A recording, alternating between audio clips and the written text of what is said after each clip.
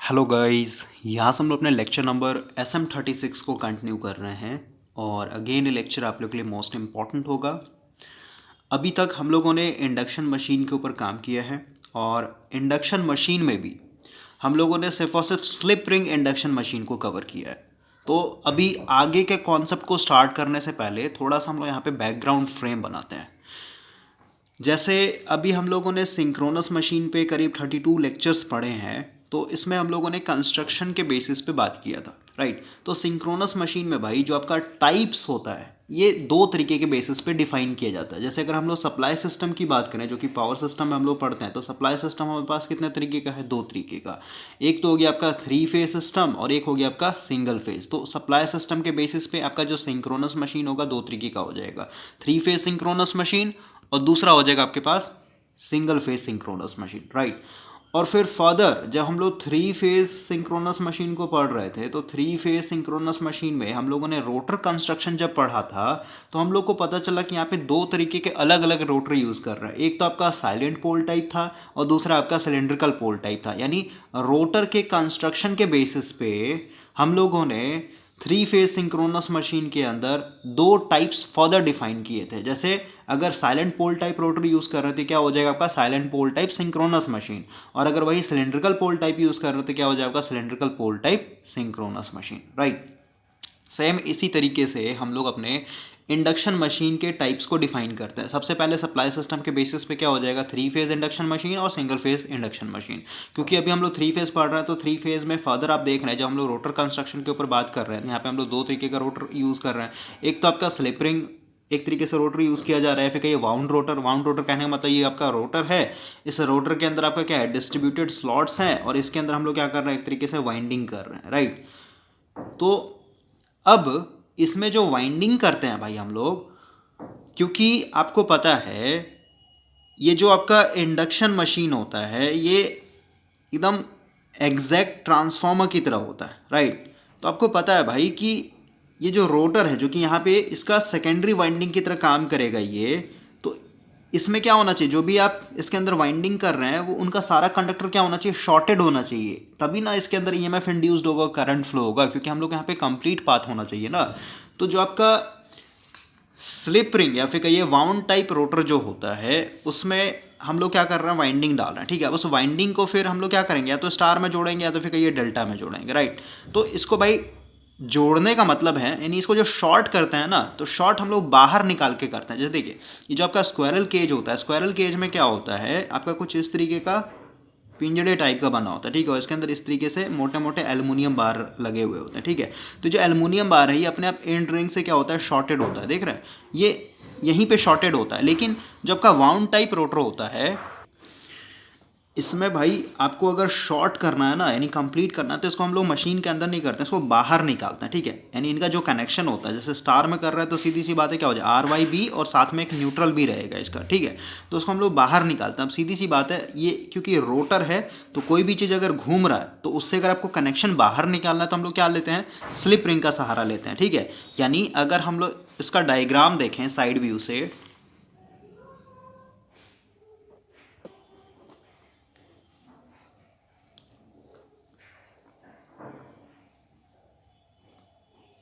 ये मान लेते हैं आपका रोटर, ठीक है। अब क्योंकि इसके अंदर भाई स्लॉट्स बने हुए हैं इस तरीके से डिस्ट्रीब्यूटेड स्लॉट्स, और इसके अंदर हम लोग वाइंडिंग कर रहे हैं, इधर भी दिखा देते हैं। तो इनका जो कनेक्शन लेना होगा हम लोग को यहाँ पे क्या लगाना पड़ता है, स्लिप रिंग लगाना पड़ता है, ठीक है। अब क्योंकि 3 फेज है तो सीधी सी बात है 3 यहाँ पे स्लिप रिंग लगाना पड़ेगा। थोड़ा सा और हम लोग इसको बड़ा कर देते हैं, और अगर हम लोग न्यूट्रल ले रहे हैं तो न्यूट्रल के लिए भी, यानी टोटल 4 स्लिप रिंग हम लोग को लगाना पड़ेगा, ठीक है। तो इनके अंदर से जो तार निकलता है इन स्लिप रिंग पे आ जाएंगे, ठीक है। ये मान लेते हैं आपका R फेज़ का, ये आपका Y फेज़ का, ये मान लेते B फेज़ का, और ये न्यूट्रल, ठीक है। तो इस स्लिप रिंग से फिर इस कनेक्शन को बाहर निकाल करके, ठीक है। अब यहाँ पे हम लोग क्या करेंगे, जैसे अभी हम लोगों ने पढ़ा था भाई स्लिप रिंग के केस में लोड एंगल का कॉन्सेप्ट, और जब हम लोग प्रैक्टिकल केस स्टडी कर रहे थे तो यहाँ पे आप देख रहे थे कि लोड एंगल में आपका क्या है, एक तरीके से θ2 एक्स्ट्रा आ जा रहा है, राइट। और ये क्यों आ रहा था, क्योंकि हम लोग यहाँ पे इंडक्टेंस को भी लेकर के चल रहे थे। तो अब हम लोगों ने देखा था कि जो आपका इलेक्ट्रोमैग्नेटिक टॉर्क होता है डायरेक्टली प्रोपोर्शनल होता है साइन डेल पे, तो डेल का वैल्यू 90 प्लस थीटा 2 है। अब क्योंकि ये सेकंड क्वाड्रेंट में आ गया तो यहाँ पे आपका क्या हो जाएगा, कॉस में कन्वर्ट हो जाएगा, कॉस थीटा। अब आपको बताया था मैंने कि कॉस में थीटा का वैल्यू जितना कम होगा उतना ही ज़्यादा ओवरऑल कॉस का वैल्यू बढ़ जाता है, ठीक है। तो अब भाई क्योंकि हम लोग को थीटा 2 को एक तरीके से कम करना है, और हम लोगों ने ऑलरेडी बात किया था ये जो थीटा है यहाँ पे, थीटा 2 क्या है आपका tan इनवर्स x2/r2, ठीक है। सीधी सी बात है, अगर इसको मेरे को कम करना है इसका मतलब क्या है, मेरे को रेजिस्टेंस यहाँ पे एक तरीके से बढ़ाना पड़ेगा, या फिर कहिए सीधे सीधे मेरे को x2 यहाँ पे कम करना पड़ेगा, ठीक है। x2 तो आप कम नहीं कर सकते क्योंकि लीकेज के कारण आ रहा है, ठीक है। यानी हम लोग यहाँ पे r2 को बढ़ाना चाहेंगे, तो सीधी सी बात है भाई, रोटर में अगर आप यानी रोटर का अगर आप रेजिस्टेंस बढ़ाना चाहते हैं तो सीधी सी बात है आपको एक्स्ट्रा जो रेजिस्टेंस लगाने का एक चांस मिलेगा, ठीक है, वो कहाँ मिलेगा, या फिर कहिए किस टाइप ऑफ इंडक्शन मशीन में मिलेगा, सिर्फ और सिर्फ वाउंड टाइप, या फिर कहिए स्लिप रिंग टाइप में। क्योंकि स्लिप रिंग से क्या कर रहे हैं हम लोग, कनेक्शन बाहर ले रहे हैं रोटर का, और यहाँ पे फिर हम लोग एक्स्ट्रा रेजिस्टेंस ऐड कर सकते हैं, ओके। और वही अगर हम लोग स्क्वायरल केज की बात करें भाई, तो उसमें हम लोग का ऑप्शन नहीं रहता। तो यही चीज़ एक पहले लाइन पढ़ लेते हैं, यहाँ पे लिखा हुआ है स्क्वायरल केज वाइंडिंग जो होता है आपका, ये अपने आप में क्या होता है, शॉर्ट सर्किटेड होता है इंड रिंग से दोनों तरफ से, ठीक है। तो इसमें हम लोग एक्स्ट्रा जो एक्सटर्नल रेजिस्टेंस लगाने की कोशिश करेंगे तो यहाँ पे हम लोग कर ही नहीं सकते हैं, ठीक है भाई। रोटर में हम लोग एक्स्ट्रा रेजिस्टेंस ऐड नहीं कर पाएंगे, किसके केस में, तो स्क्वायरल केज के केस में, ओके। तो अभी हम लोग के पास बचा क्या, सिर्फ और सिर्फ वाउंड रोटर टाइप। तो सीधी सी बात यहाँ पे लिखा wound rotor is however accessible, यानी इसमें हम लोग एक तरीके से लगा सकते हैं किसके सहारे, स्लिप रिंग के सहारे, ठीक है। और external resistance can be inserted in the rotor circuit, ठीक है। और अगर हम लोग एक्सटर्नल रेजिस्टेंस ऐड कर दे रहे हैं, सीधी सी बात है, मेरा जो थीटा 2 है, ठीक है, इसका वैल्यू क्या हो जाएगा, एक तरीके से कम हो जाएगा, या फिर कहिए ये जो थीटा 2 वैल्यू है, फिर कहिए जो आपका लोड एंगल है ये हमारे कंट्रोल में आ जाएगा, ठीक है। वही लिखा under control only in case of wound rotor induction motor, ठीक है, या फिर कहिए induction machine, okay. For example the starting torque can be control in case of, मतलब अगर आपको स्टार्टिंग टॉर्क को कंट्रोल करना है भाई, ठीक है, तो किस में आप कंट्रोल कर पाइएगा, सिर्फ और सिर्फ वाउंड रोटर टाइप में। क्यों, क्योंकि वाउंड रोटर टाइप में ही क्या कर सकते हैं हम लोग, अपने लोड एंगल को एक तरीके से कंट्रोल कर सकते हैं। लोड एंगल को भी कैसे कंट्रोल करेंगे, तो R2 को एक तरीके से बढ़ा करके, ठीक है। और वही अगर हम लोग बात करें स्क्वायरल केज में, तो स्क्वायरल केज में यहाँ पे पॉसिबल नहीं हो पाता है, ओके। तो आई होप कि आपको ये चीज़ समझ में आया हो गया। और अभी भाई इसको और भी बेटर तरीके से अगर आपको प्रैक्टिकल वे में देखना है तो आप यूट्यूब पे सर्च कीजिए slip ring versus squirrel cage, और प्रैक्टिकल लगा दीजिएगा, आपको वहाँ पे मिल जाएगा, कोई ना कोई लेक्चर मिल जाएगा, ठीक है, कैसा कैसा इनमें रोटर होता है। तो अभी तक हम लोगों ने भाई स्लिप रिंग के ऊपर बात किया है। अब हम लोग का जो सेकंड टाइप है ये है स्क्वायरल केज। तो स्क्वायरल केज के ऊपर बात करेंगे, और स्क्वायरल केज में आपका रोटर कैसा होता है ये सब आपको पता होना चाहिए, और ये काफ़ी मतलब बेसिक चीज़ है भाई, ठीक है। अगर आप पास आउट हो चुके हैं तो ये सब आपको कंस्ट्रक्शन तो कम से कम कवर होना चाहिए, ओके। तो इसमें आपका ऑटोमेटिक अंदर में ही क्या होता है, शॉर्टेड होता है पूरा का पूरा कंडक्टर, या फिर कहीं जो भी एल्युमिनियम बार इसमें इंसर्ट कर रहा है। इसका मतलब क्या है, इसमें हम लोग रेजिस्टेंस एक तरीके से एक्स्ट्रा ऐड नहीं कर सकते हैं। एक्स्ट्रा ऐड नहीं कर पाएंगे तो सीधी सी बात है, इसमें जो आपका लोड एंगल होगा ये हमारे कंट्रोल में नहीं होता है, ओके। तो सबसे पहले हम लोग बात करेंगे कि इस स्क्वायरल केज में आपका टॉर्क कैसे जनरेट होता है, फिर ये कैसे एक तरीके से स्टार्ट होता है, सेल्फ स्टार्ट कैसे होता है ये। तो अभी भाई हम लोग यहाँ से अपने स्क्वायरल केज इंडक्शन मशीन को एक तरीके से स्टार्ट कर रहे हैं, और अभी हम लोग को यहाँ पे दो फोटो समझना है, ठीक है। सबसे पहला फोटो इसमें क्या दिखाया गया है, direction of generated EMF in rotor bars, ठीक है, यानी कैसे आपका ईएमएफ होता है, क्रॉस डॉट कैसे दिखाते हैं उसके ऊपर बात करेंगे। और दूसरा है आपका डायरेक्शन ऑफ करंट, यानी ये तो आपका ईएमएफ के बारे में बताएगा, ठीक है। और ये वाला क्या है, कब आपका मैक्सिमम करंट फ्लो होगा उसके बारे में, ओके। सबसे पहले देखिए, अगर हम लोग इसके स्टेटर की बात करें तो भाई जो स्टेटर हम लोगों ने स्लिप रिंग के लिए डिज़ाइन किया था वही सेम जो है उसी तरीके से आपका क्या होगा, आपके स्क्वायरल केज के लिए भी होगा, ठीक है। स्टेटर में आपका कोई भी चेंजिंग नहीं होता है। या फिर जैसे अगर हम लोग भाई यहाँ पे सिंक्रोनस मशीन की बात करें तो सिंक्रोनस मशीन में जो आपका दो टाइप्स था, साइलेंट पोल टाइप या सिलेंड्रिकल पोल टाइप। तो इसमें क्या था, इसमें सिर्फ रोटर का अंतर था, ठीक है, दोनों केस में रोटर अलग अलग था, लेकिन जो आपका स्टेटर था उस स्टेटर का कंस्ट्रक्शन सेम था, किस तरीके से वाइंडिंग कर रहे थे वहाँ पे हम लोग 3 फेज़, वो भी आपका सेम था, ठीक है। सेम उसी तरीके से आपका ये जो इंडक्शन मशीन है, इंडक्शन मशीन में यहाँ पे जो आप पढ़ रहे हैं स्लिप रिंग पढ़िए फिर स्क्वायरल केज पढ़िए, इसमें सिर्फ और सिर्फ रोटर का एक तरीके से अंतर होता है कंस्ट्रक्शन में। स्टेटर क्या है, दोनों के लिए सेम है। या फिर हम लोग सीधे सीधे कह सकते हैं जो सिंक्रोनस मशीन में स्टेटर यूज़ होता है वही हम लोग क्या कर सकते हैं, इंडक्शन मशीन में भी यूज़ कर सकते हैं। यानी दोनों का जो स्टेटर का कंस्ट्रक्शन होता है क्या होता है, कॉमन होता है, सेम होता है। ओके, तो अभी स्टेटर के लिए तो दिक्कत नहीं होना चाहिए, लेकिन फिर भी मैं आपको यहाँ पे बता देता हूँ, रिवाइज हो जाएगा आपका। ये आप इमेजिन कीजिए हम लोग के पास स्टेटर है और ये पूरा का पूरा हम लोग 2 पोल के लिए स्टडी करेंगे, क्योंकि 2 पोल हम लोग के लिए ईजी हो जाता है। ये मान लेते हैं इस तरीके से आपका पूरा का पूरा कंसंट्रेटेड बाइंडिंग कर रहे हैं, ठीक है। इस तरीके से आपका इसमें वाइंडिंग किया हुआ है, इसमें ए हो गया, ए डैश, ये बी, बी डैश, सी, सी डैश, राइट। और इसके अंदर जैसे ही हम लोग 3 फेज़ बैलेंस सप्लाई देंगे तो यहाँ पे क्या होगा, एक तरीके से रोटेटिंग मैग्नेटिक फील्ड सेटअप होगा। ओके, तो ओवरऑल मैं यहाँ पे उतना नहीं दिखा के सीधे सीधे यहाँ पे एन लिख देता हूँ, ये मैं अपना यहाँ पे साउथ लिख देता हूँ, ठीक है। ये हो गया एक तरीके से फाई एस, यानी स्टेटर का। और ये कैसा है नेचर में, रोटेटिंग मैग्नेटिक फील्ड, यानी घूम रहा है। आप डायरेक्शन ले लेते हैं बुक के साथ सिंक्रोनाइज हो तो ये पूरा पूरा क्या है, एक तरीके से एंटी क्लॉकवाइज डायरेक्शन में लिया गया, यानी ये इस डायरेक्शन में एक तरीके से घूम रहा है। ओके, अब हम लोग यहाँ पे अगर रोटर की बात करें तो क्योंकि रोटर में भाई हम लोग यहाँ पे केज वाला रोटर यूज़ कर रहे हैं, तो केज वाले रोटर में क्या है, एक तरीके से आपका कुछ बार यूज़ किया जाएगा इस तरीके से, एल्युमिनियम बार। ओके, तो अभी अगर इसको आप इधर से देखेंगे, यानी इसका अगर फ्रंट व्यू देखेंगे तो सीधे सीधे आपको क्या दिखेगा, सिर्फ और सिर्फ इस तरीके से कंडक्टर दिखेगा, नंबर ऑफ कंडक्टर, ठीक है। ये जैसे 1 2 3 4 5 6 इस तरीके से आपको, ठीक है। इसमें टोटल कितना कंडक्टर डाला गया है, एल्युमिनियम बार कितना डाला गया है, 14 डाला गया है, ठीक है। तो 7 आपका इधर, यानी 7 जो है इधर बना लेगा, यानी ये पूरा पूरा एक पोल बना लेगा, और ये बाकी रिमेनिंग जो है 7 इधर आपका साउथ पोल बना लेगा, या फिर कहीं नॉर्थ पोल बना लेगा, ठीक है।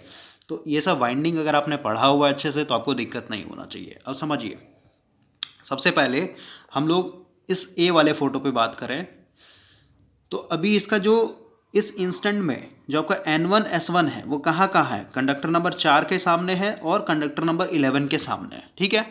और इसमें हम लोग कैसे क्रॉस दिखाते हैं, कैसे डॉट दिखाते हैं, तो हम लोग यहाँ पे क्या करेंगे, सीधे सीधे राइट हैंड रूल यूज़ करेंगे, क्योंकि हम लोग EMF की बात कर रहे हैं। सीधी सी बात है भाई, ये आपका फ्लक्स है या फिर कहीं मैग्नेटिक फील्ड है, ठीक है, और ये गोल गोल घूम रहा है, और इस इंस्टेंट में देखेंगे तो सीधी सी बात है इसके एकदम सामने सामने, तो इसमें क्या होगा, कुछ ना कुछ EMF इंड्यूस्ड होगा ना, जो कि मैक्सिमम EMF होगा इसका, राइट। तो ये देखने के लिए मैंने आपको सिखाया था। सबसे पहले देखिए, हम लोग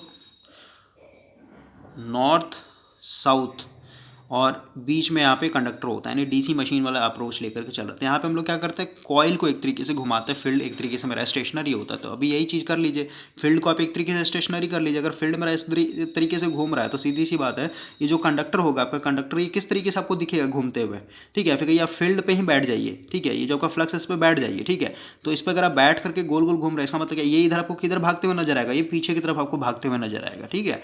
यानी अब यहाँ पे आपका पता चल गया कि कंडक्टर जो है इस डायरेक्शन में घूम रहा है, तो सीधी सी बात आप राइट हैंड रूल लगा लिए, सब बताया मैंने आपको, तो यहाँ बार बार बताऊंगा नहीं मैं आपको, ठीक है। तो यहाँ पे सीधे सीधे देखिए, नॉर्थ के सामने यहाँ पे क्या है, मैक्सिमम क्रॉस दिखाया गया है और इसमें आपका मैक्सिमम डॉट दिखाया गया है। और मैंने आपको फर्दर बताया था कि अगर ये नॉर्थ है भाई, तो सीधी सी बात है इस नॉर्थ का कि कहाँ तक इन्फ्लुएंस होगा, इसका कहाँ तक इफेक्ट होगा, पूरा पूरा 180 तक, यानी हाफ तक, ये पूरा पूरा इतना तक क्या होगा, नॉर्थ होगा, राइट। और इधर पूरा का पूरा इतना तक क्या हो जाएगा, रिमेनिंग ये आपका पूरा पूरा साउथ की तरह एक्ट करेगा, ठीक है। तो सीधी सी बात है, नॉर्थ के सामने यहाँ पे जो कंडक्टर रखा हुआ है इसमें मैक्सिमम क्रॉस, तो इसमें आपका जो होगा इसमें मैक्सिमम डॉट। लेकिन सीधी सी बात है, इधर भी तो आपके कंडक्टर हैं, देख रहे हैं आपका 1 2 3, समझ रहे हैं, इधर आपका 5 6 7। इसका मतलब क्या, इधर आपका, क्योंकि इधर जो है आपका, इसको ऐसे डिवाइड कर लेते हैं, ठीक है, इधर नॉर्थ पूरा, इधर आपका साउथ पूरा, ठीक है। तो इधर क्या है आपका, नॉर्थ वाला जो मैग्नेटिक फील्ड लाइन काफ़ी कमजोर है, तो सीधी सी बात है जो EMF बनेगा ये काफ़ी वीक बनेगा। इसको हम लोग छोटा डॉट से सॉरी छोटा क्रॉस से दिखाएंगे, देख रहे हैं सर्कल आपका छोटा छोटा बनाते चला जाता है, ओके। तो ये छोटा क्रॉस, ये उससे बड़ा क्रॉस, ये उससे बड़ा, और ये सबसे बड़ा, ठीक है। तो ये आपके मैग्नीट्यूड को बताता है, यानी सबसे ज़्यादा EMF इसके अंदर है, राइट। अभी हम लोगों ने इसको क्या कर रखा है, इस रोटर को हम लोगों ने प्रैक्टिकल केस मान के चलाओ। प्रैक्टिकल केस कहने का मतलब क्या है, ये रोटर कैसे बिहेव करेगा, इसका अपना रेजिस्टेंस भी होगा कुछ ना कुछ वाइंडिंग के चलते, और कुछ ना कुछ आपका लीकेज के चलते रिएक्टेंस भी आ रहा होगा, यानी X2 भी आ रहा होगा। ठीक है, तो सीधी सी बात है, अगर इस इंस्टेंट में, यानी जब आपका मैग्नेटिक फील्ड, देखिए यहाँ पे अगर मैग्नेटिक फील्ड यहाँ पे इस इंस्टेंट में है, तो सीधी सी बात है इस कंडक्टर नंबर 4 और कंडक्टर नंबर 11 में मैक्सिमम ईएमएफ इंड्यूस्ड हुआ। लेकिन मैक्सिमम कब करंट फ्लो होगा, मैक्सिमम करंट तब फ्लो होगा जब ये फ्लक्स जो है आपका N1 S1 ये थोड़ा सा आगे भाग जाएगा, आगे शिफ्ट हो जाएगा। कितना शिफ्ट होगा, θ2 एंगल। ठीक है, तो वही सेकंड फोटो में आपका यहाँ पे दिखाया गया है कि कंडक्टर नंबर 4 और कंडक्टर नंबर 11 में, या फिर इसको हम लोग बोलेंगे A और B में। ठीक है, इसमें मैक्सिमम करंट का फ्लो होगा जब ये, पहले तो इस इंस्टेंट पे था ना, देखिए पहले आपका मैग्नेटिक फील्ड यहाँ पे था। अब सीधी सी बात है, जब कुछ थीटा एंगल भाग जाएगा आगे, जैसे यहाँ पे भागते हुए दिखाया, मतलब यहाँ से ही यहाँ पहुँच गया आपका फ्लक्स। ठीक है, तब जाकर के इसके अंदर क्या होगा, मैक्सिमम करंट एक तरीके से फ्लो होगा। देख रहे हैं, आपका मैक्सिमम करंट फ्लो होते हुए दिखाया गया है। अब हम लोग को पता है भाई, जो लोड एंगल होता है, ये लोड एंगल किसके किसके बीच में होता है, स्टेटर फ्लक्स और रोटर फ्लक्स के बीच में। ठीक है, तो अब सीधी सी बात है, अब इसके अंदर मैक्सिमम करंट आ गया, तो खुद सोचिए, अब ये इसमें मैक्सिमम करंट है, तो सीधी सी बात है यही ना डिसाइड करेगा रोटर के मैग्नेटिक फील्ड के डायरेक्शन को। समझ रहे हैं बात को।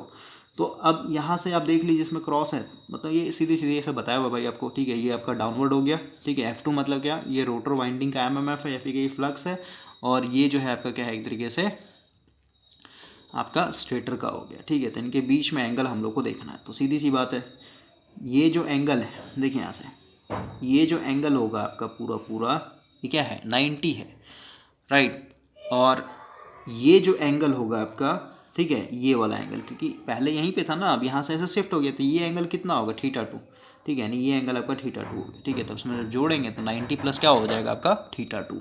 ओके, तो डेल इक्वल टू, यानी लोड एंगल इक्वल टू क्या हो जाएगा आपका 90 प्लस θ2। और ये लैग क्यों करके, क्योंकि हम लोग यहाँ पे प्रैक्टिकल एजम्पशन लेकर के चल रहा है। अब यही सेम चीज़ जो है आपका, ये ग्राफिकल मेथड से समझाया गया है।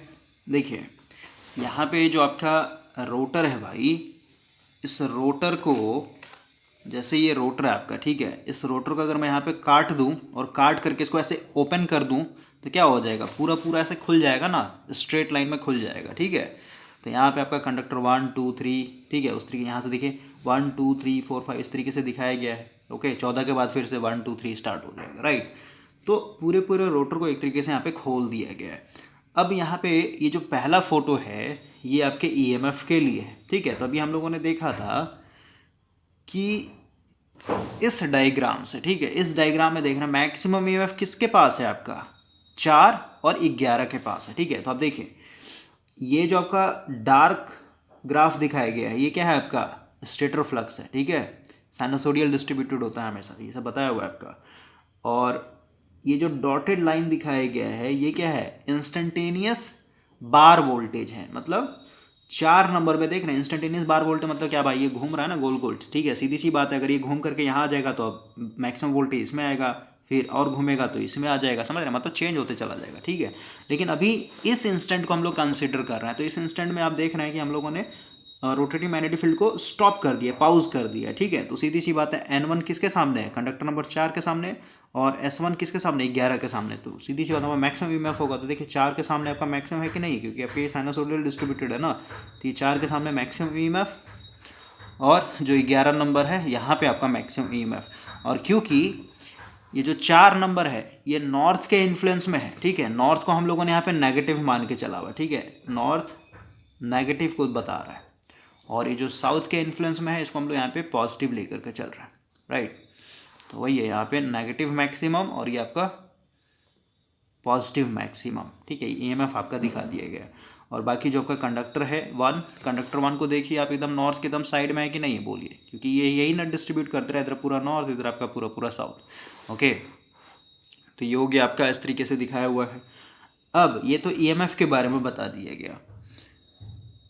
और यहाँ पे देखिए ये आपका जो स्टेटर फ्लक्स है ये एन एस के स्पीड में क्या हो रहा है, आगे की तरफ ऐसे शिफ्ट हो रहा है। ठीक है, आगे की तरफ शिफ्ट होने का मतलब ऐसा साइकिल बना रहा है, साइकिल बना मतलब गोल गोल घूम रहा है। ठीक है, अब यही सेम चीज़ सेकंड फोटो में हम लोगों ने यहाँ पे अब करंट के लिए दिखाया गया है। ठीक है, तो करंट कब बहेगा, देखिए अभी इसमें मैक्सिमम ईएमएफ है ना कंडक्टर नंबर 4 में, फिर कई बार नंबर 4 में, तो इसमें मैक्सिमम करंट कब फ्लो होगा, जब ये जो डार्क लाइन वाला स्टेटर मैग्नेटिक फील्ड है ये थोड़ा सा आगे ससर जाएगा, समझ रहे हैं।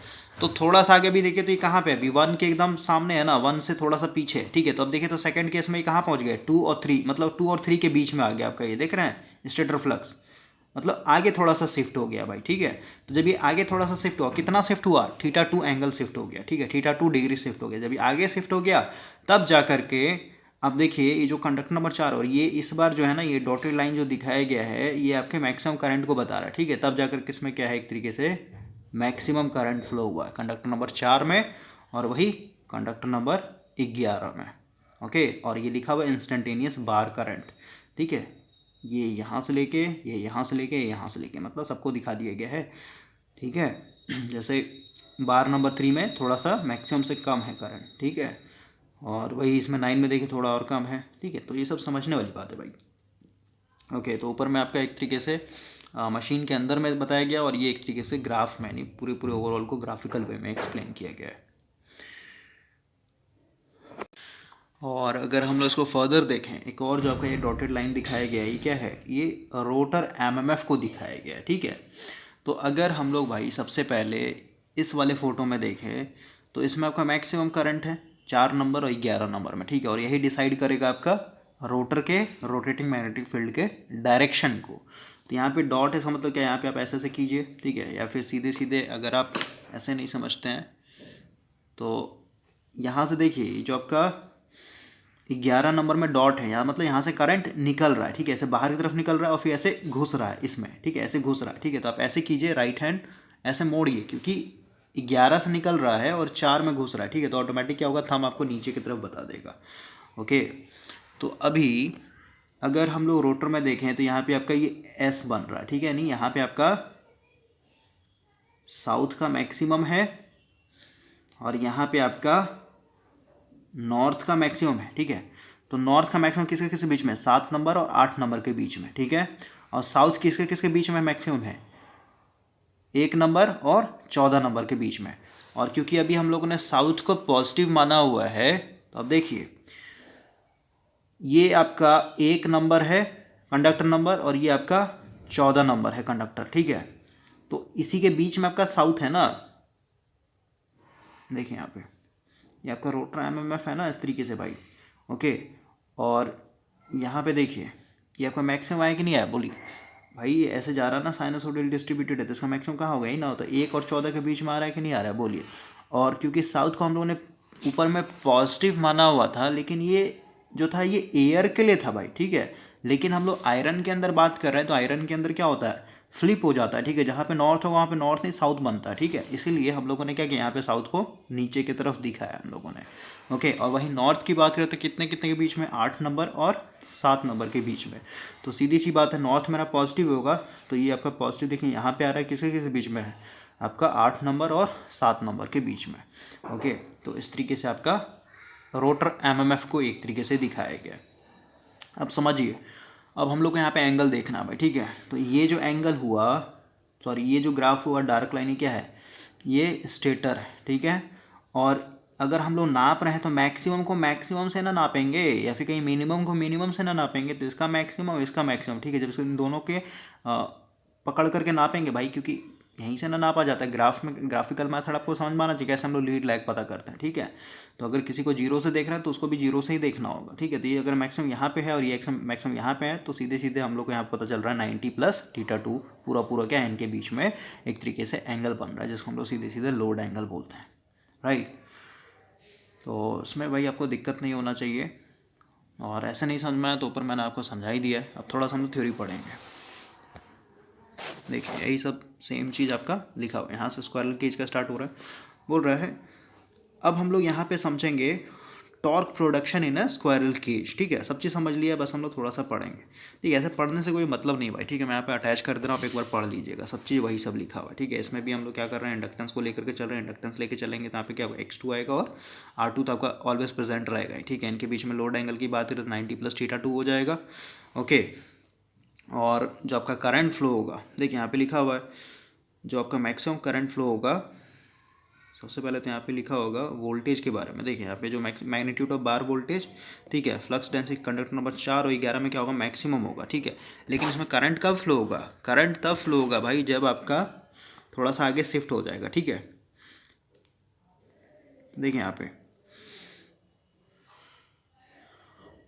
करंट इन बार 4 नंबर में और 11 नंबर में कब मैक्सिमम वैल्यू आएगा। ठीक है, जब थोड़ा सा आगे शिफ्ट हो जाए। ठीक है, इधर कहीं लिखा होगा आपका, एक बार आप पढ़ लीजिएगा। ओके, बाकी सब हम लोगों ने समझ लिया है। अब हम लोग थोड़ा सा आगे आते हैं।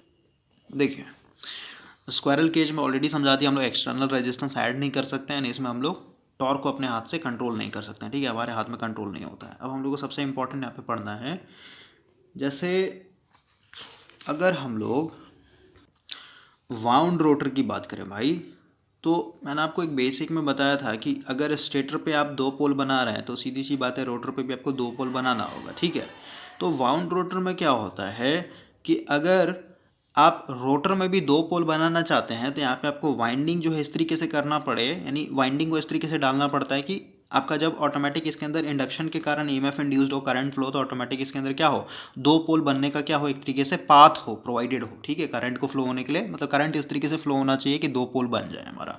ओके, और कैसे हम लोग वाइंडिंग करते हैं हम लोगों ने देखा हुआ है। ठीक है, 2 पोल बनाना है, 4 पोल बनाना है, 6 पोल बनाना है, सब चीज़ मैंने आपको सिखाया।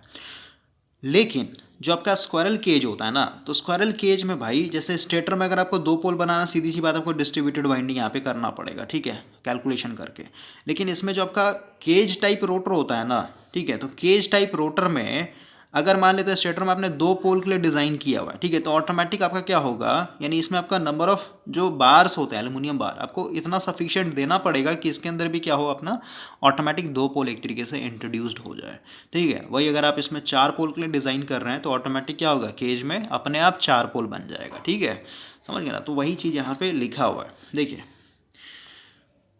अगर आप 4 पोल के लिए डिज़ाइन कर रहे हैं तो जो आपका वाउंड रोटर होता है, ठीक है, the number of pole induced in rotor would also be 4, मतलब अपने आप हो जाएगा। ठीक है, मतलब स्क्वायरल केज की बात हो रही है यहाँ पे। ठीक है, in other words squirrel cage rotor winding can adjust itself to any number of stator poles, मतलब स्टेटर में अगर 4 पोल है, 6 पोल है, 8 पोल है, 10 पोल है, तो जो आपका केज रोटर में पोल बनेगा ना, वो अपने आप बन जाता है। ठीक है, अपने आप एडजस्ट कर लेता है वो। ठीक है, लेकिन अगर आप वही वाउंड रोटर इंडक्शन मोटर की बात करें तो सीधी सी बात है, अगर स्टेटर में 4 पोल है, 2 पोल है, 6 पोल है, कितने भी पोल हैं, तो रोटर में भी हम लोग क्या करेंगे, इस तरीके से वाइंडिंग करना पड़ता है हम लोग को कि वो ऑटोमेटिक क्या हो, मतलब सेम नंबर का पोल बन जाना चाहिए, मतलब उतना आपको पाथ देना पड़ेगा। ठीक है, ओके, तो ये आपका एक इम्पॉर्टेंट था।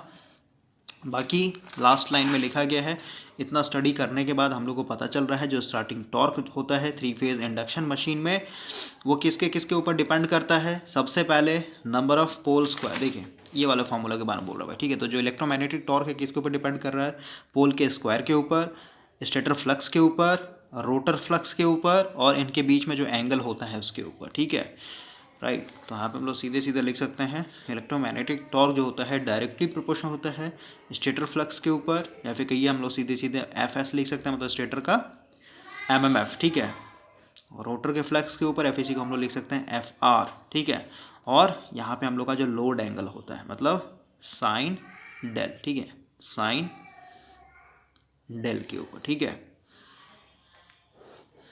और ये डेल को कंट्रोल करने का हम लोग के पास सिर्फ और सिर्फ ऑप्शन कहाँ मिलता है, या फिर फैसिलिटी कहाँ मिलता है, सिर्फ और सिर्फ स्लिप रिंग में। तो यहाँ तक पूरा का पूरा आपका भाई कवर हो गया है। ओके, और एक चीज़ देखिए,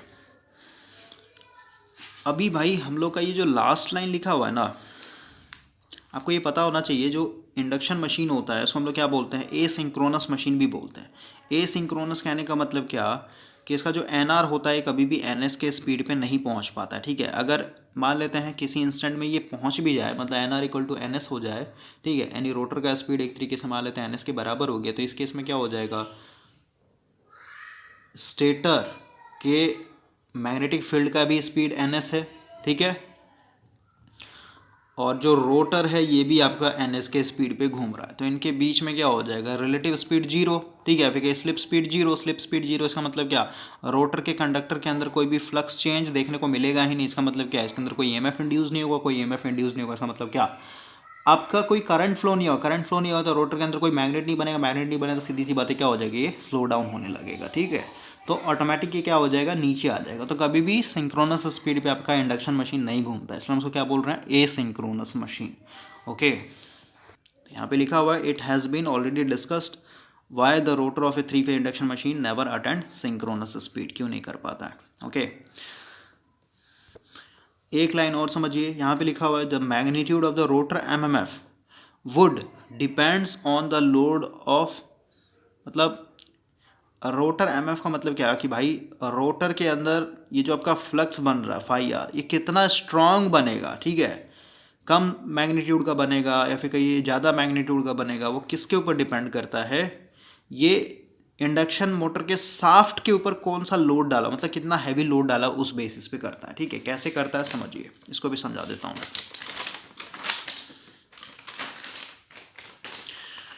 देखिए जैसे मान लेते हैं, इसको हम लोग सिंपल वे में समझते हैं भाई ऐसे, ठीक है। ये मेरे पास एक इंडक्शन मोटर है, मोटर को लेकर के चलते हैं, इसका जो शाफ्ट है ये मैकेनिकली यहाँ पे लोड से कनेक्टेड है, ठीक है। यहाँ पे मैं लिख देता हूँ मैकेनिकल लोड, ठीक है। मैकेनिकल लोड में कुछ भी हो सकता है, पुली हो सकता है, पुली को जैसे आप गेहूँ ऐसे पीसते हैं, राइट, और यहाँ से हम लोग एक तरीके से इसमें सप्लाई दे रहे हैं।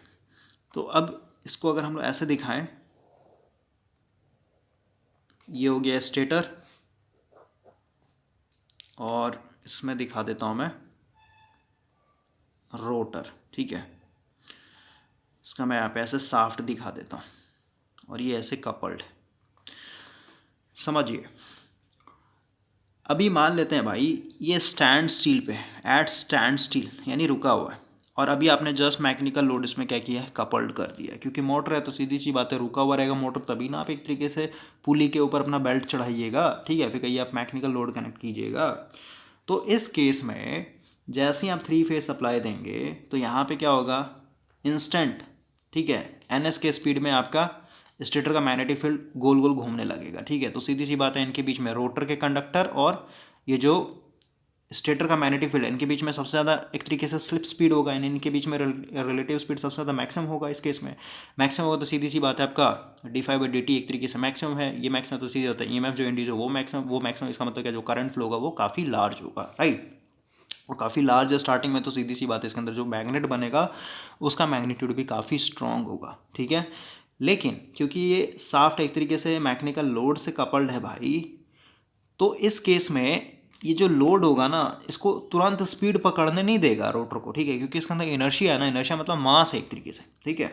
तो सीधी सी बात है भाई, ये धीरे धीरे मतलब स्पीड बिल्डअप करने लगेगा, ठीक है। और ऐसे भी पकड़ सकते हैं आप कि स्टार्टिंग में इसका मैक्सिमम करंट होना भी चाहिए इसके अंदर, क्यों, क्योंकि इसको अभी मैक्सिमम टॉर्क एक तरीके से जनरेट करना, राइट।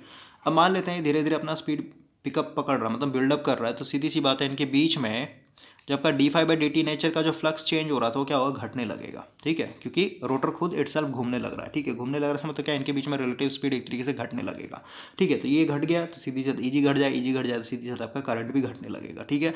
अब मान लेते हैं एनआर के स्पीड से घूमने लगा, ठीक है, जो भी इसका रेटेड स्पीड है। अब मान लेते हैं इस स्पीड पर मैंने थोड़ा सा और लोड हैवी कर दिया, ठीक है। अब लोड थोड़ा सा मैंने और हैवी कर दिया तो सीधी सी बात है रोटर क्या हो जाए, थोड़ा सा स्लो डाउन हो जाएगा। जैसे स्लो डाउन हो सीधी सी बात है इनके बीच में आपका क्या हो जाएगा, d/dt एक तरीके से बढ़ जाएगा, ये बढ़ेगा तो सीधी ईजी बढ़ जाएगा, ईजी बढ़ जाएगा सीधी करंट भी आपका बढ़ जाएगा, करंट बढ़ेगा तो सीधी से इसको फिर से एक एक्स्ट्रा टॉर्क मिल जाएगा उस लोड को एक तरीके से हैंडल करने के लिए, ठीक है। लेकिन समझिए ऐसा नहीं है भाई कि यहाँ पे आप अपने मर्जी से लोड बढ़ाते चले जाएंगे, ठीक है, क्योंकि आप देख रहे हैं कि जैसे हम लोग लोड को इंक्रीज कर रहे हैं रोटर का स्पीड स्लो डाउन हो जा रहा है, स्लो डाउन होते ही क्या है यहाँ पे एक तरीके से d/dt बढ़ जा रहा है, ये उसके कारण ईजी बढ़ जाए उसका करंट बढ़ जा रहा है, ठीक है। लेकिन आपको पता है जैसे मैंने आपको ट्रांसफॉर्म बताया था कि ट्रांसफॉर्मर के अंदर होता है क्या, एक्चुअली कुछ नहीं, एक कोर है, ठीक है, एक हम लोग कोर डालते हैं और इसके ऊपर तार लपेटा हुआ है। तो आपको बताया था ये जो तार होता है ना, क्योंकि भाई इस मोटर के अंदर भी वही है ना, एक आपका क्या है, मेन तो वायर ही है ना, ठीक है। तो वायर का अपना एक थिकनेस होता है, ठीक है।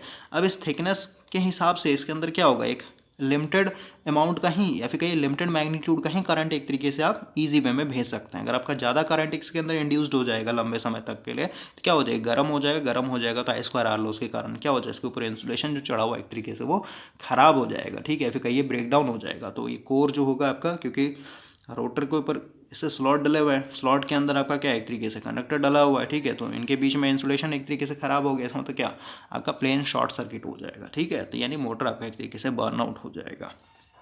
तो आई होप कि ये चीज़ समझ में आया होगा कि कैसे आपका ये जो मैग्नीट्यूड होता है रोटर फ्लक्स का वो लोड के ऊपर डिपेंड करता है, राइट। और ये सब तो मैंने आपको बता ही दिया है। अब देखिए ये जो आपका यहाँ पे लिखा हुआ है ना, इसको मैं बताता हूँ यहाँ पे स्लिप का क्या मतलब होता है। ऐसे हम लोग फर्दर डिस्कस करेंगे ये सब के ऊपर। जैसा अभी हम लोगों ने θ2 पढ़ा था, θ2 इक्वल टू क्या था आपका tan inverse x2 divided by r2, ठीक है। तो अभी जैसे एट स्टैंड स्टिल की बात करूँ तो स्टैंड स्टिल में जब का स्लिप का वैल्यू होता है क्या होता है, NS minus NR divided by NS। तो NR तो मेरा जीरो है एट स्टैंड स्टिल पे, मतलब रोटर मेरा रुका हुआ है, तो इसका मतलब क्या NS डिवाइड बाई NS यानी 1 के बराबर होगा, ठीक है। समझ गए बात को। अब स्लिप अगर मेरा 1 है भाई, और देखिए जो x2 होता है, x2 को अगर मैं यहाँ पे लिखूँ, x2 इक्वल टू क्या होता है 2πfl, लेकिन x2 क्या है, रोटर का एक तरीके से रिएक्टेंस है, ठीक है। तो यहाँ पे रोटर का रिएक्टेंस है तो सीधी सी बात है यहाँ पे रोटर का मेरे को फ्रीक्वेंसी भी लिखना पड़ेगा, ठीक है, fr। और कल ही मैंने आपको ड्राइव करवाया था कि fr बराबर क्या होता है हम लोग का s इंटू fs होता है, ठीक है। यानी x2 को मैं यहाँ पे क्या लिख सकता हूँ 2π, और fr के जगह मैं क्या लिखूंगा slip into supply frequency into l, ठीक है। अब ये मेरा एक तरीके से ओवरऑल रिएक्टेंस का फार्मूला, एक्चुअल फार्मूला है, ठीक है। तो अब सोचिए मोटर जब मेरा एट स्टैंड स्टिल पे होगा, फिर इंडक्शन मशीन जब मेरा एट स्टैंड स्टिल पे होगा तो स्लिप का वैल्यू तो 1 हो जाएगा मेरा, ठीक है। यानी x2 इक्वल टू क्या हो जाएगा 2πfl, ठीक है। यानी जो मेरा 50 हर्ट्ज है वही यहाँ पे भी आ जाएगा, राइट। लेकिन वही जब मेरा रोटर एक तरीके से घूमना स्टार्ट करेगा, यानी NR कुछ ना कुछ वैल्यू आने लगेगा इसमें, तो सीधी सी बात है आपका क्या आ जाएगा, स्लिप का वैल्यू चेंज होने लगेगा, 1 से धीरे धीरे क्या होगा कमने लगेगा, ठीक है। अगर आपका स्लिप का वैल्यू कमने लगेगा तो सीधी सी बात है FR भी क्या हो जाएगा एक तरीके से कमने लगेगा, ठीक है। यानी आप यहाँ पे देख रहे हैं जो रिएक्टेंस है ना, इस रिएक्टेंस को हम लोग सीधे सीधे क्या करेंगे भाई, देखिए x2 की जगह मैंने क्या लिखा 2πfl, ये फार्मूला होता है ना। लेकिन रोटर का है ना, तो ये यहाँ पे स्लिप मल्टीप्लाई करना पड़ेगा, क्योंकि रोटर पे बात करें तो सीधी से रोटर का फ्रीक्वेंसी डालना पड़ेगा आपको, ठीक है। समझ गए बात को। तो अब देखिए 2πfl, देखिए इसको मैं अरेंज करके लिख रहा हूँ 2πfl, ये क्या है मेरा, ये तो x2 है, ठीक है। और साथ में इसका स्लिप भी तो मल्टीप्लाई करना पड़ेगा आपको, यानी मतलब सीधी सी बात है, स्लिप मल्टीप्लाई करने का मतलब है यहाँ पे सीधे सीधे कि स्लिप के हिसाब से आपका क्या होगा x2 चेंज होता रहेगा, क्योंकि रोटर का फ्रीक्वेंसी इटसेल्फ किस पे डिपेंड कर रहा है, स्लिप के ऊपर डिपेंड करता है। तो स्लिप का वैल्यू चेंज होगा तो ओवरऑल रोटर का फ्रीक्वेंसी चेंज होगा, रोटर का फ्रीक्वेंसी चेंज होगा तो ओवरऑल आपका x2 चेंज हो जाएगा, ठीक है। तो इसलिए हम लोग x2 को क्या करते हैं स्लिप के साथ मल्टीप्लाई करके लिखते हैं, ओके। तो वही चीज़ आपका यहाँ पे लिखा हुआ है, स्लिप मतलब ऐसे नहीं लिखेंगे इसको, θ2 इक्वल टू क्या हो जाएगा ऐसे लिखना होगा tan इनवर्स R2, ठीक है। R2 तो आपका इंडिपेंडेंट होता है ना, फ्रीक्वेंसी से कोई मतलब नहीं होता है, ओके। तो ये लिखा हुआ है, तो ख़त्म हो गया यहाँ पे। आगे आपका रोटर फ्रीक्वेंसी था, ये मैंने आपको समझा दिया, ओके। और इतना तक अगर हम लोग आगे आए भाई, तो आगे में आपका यहाँ पे इक्विवेलेंट सर्किट डायग्राम है, ठीक है। यानी यहाँ पे जैसे ट्रांसफार्मर हम लोगों ने ऑलरेडी पढ़ा हुआ है तो वही चीज़ है यहाँ पे, ठीक है। तो इसको मैं थोड़ा सा कवर करवा ही दूंगा, ठीक है। फेजर डायग्राम कैसे बनता है ये भी मैं हम लोग बात कर लेंगे, ओके। तो इधर थोड़ा बहुत कवर कर लेते हैं इंडक्शन मशीन, उसका सिंक्रोनस मशीन स्टार्ट करेंगे, क्योंकि सिंक्रोनस मशीन में ऑलरेडी हम लोग वोल्टेज रेगुलेशन तक कवर कर लिया है, तो उसमें ज़्यादा कुछ बचता नहीं है, ओके।